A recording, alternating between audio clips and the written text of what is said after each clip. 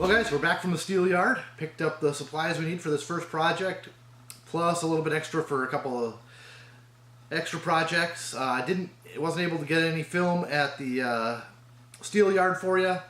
Things were just a little bit crazy there, so but I do have a date next Friday to do a little walkthrough and interview with the owner, and we'll get that video to you coming up here really soon. I gotta go pick up steel for another project, so now we're gonna get going on this stand for the dry cut saw. And the first piece we need to cut out is the base plate that the saw is gonna sit on, and so I've got a piece of 3/16, 24 inches wide, 48 inches long. The ends are really boogered up. He gave me a really good deal on this piece because of the boogered up ends. I don't need the ends. I can take a piece out of the middle and it'll work for me just fine. You can do that at some steel yards. If you don't need a whole piece, you can cut off the ends or whatever. A lot of times they'll give you a little better deal on the boogered up stuff because people who need a full sheet need a full sheet. Here it's got ding marks, looks like from a forklift on this end, and this is actually a defect from the factory where it was sheared, because it's cut off, and this chunk right here is folded over and pushed in, so it's got a big dent in it.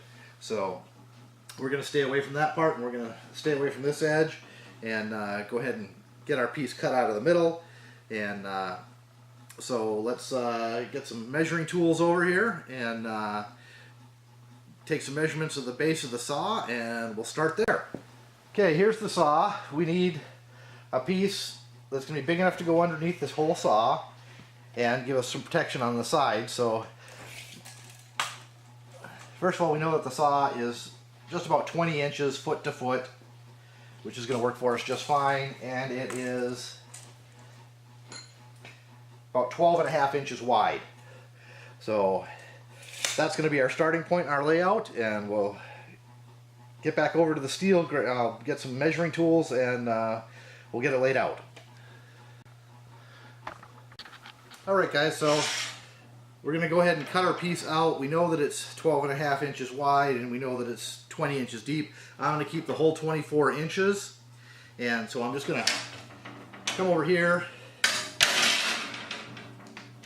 and kind of measure in off this bad edge. Looks like about 3 inches will give me a nice good edge there.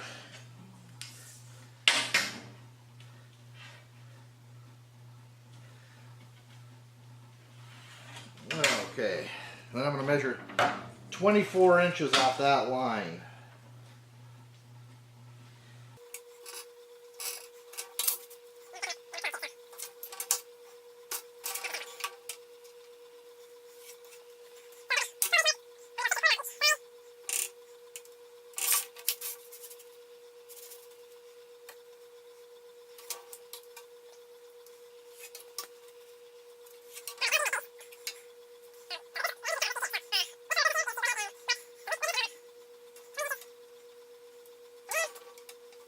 Alright guys, now that we have this all kind of laid out, next thing we want to do is we want to draw an arc that comes through here.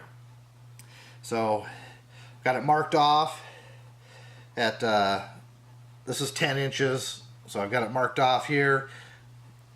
I'm actually going to go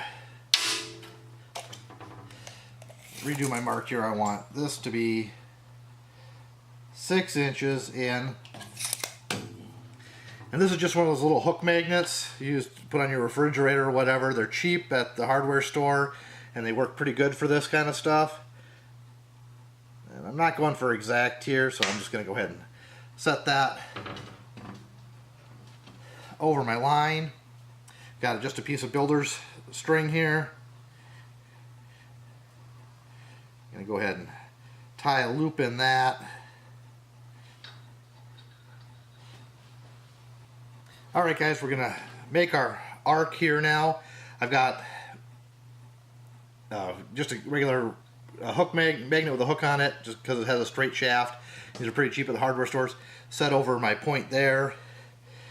Go ahead and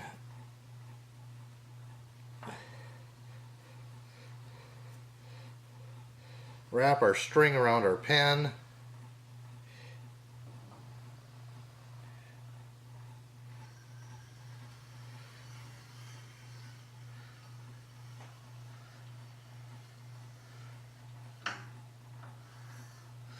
There's that one. We'll go ahead and measure our 6 inches from our line there, kind of center the magnet up over that mark. Do the same thing on this side.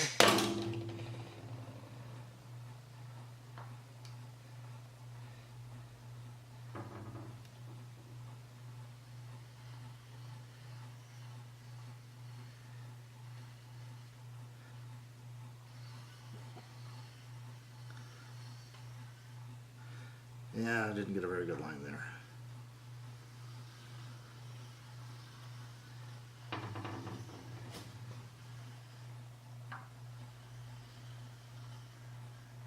There we go.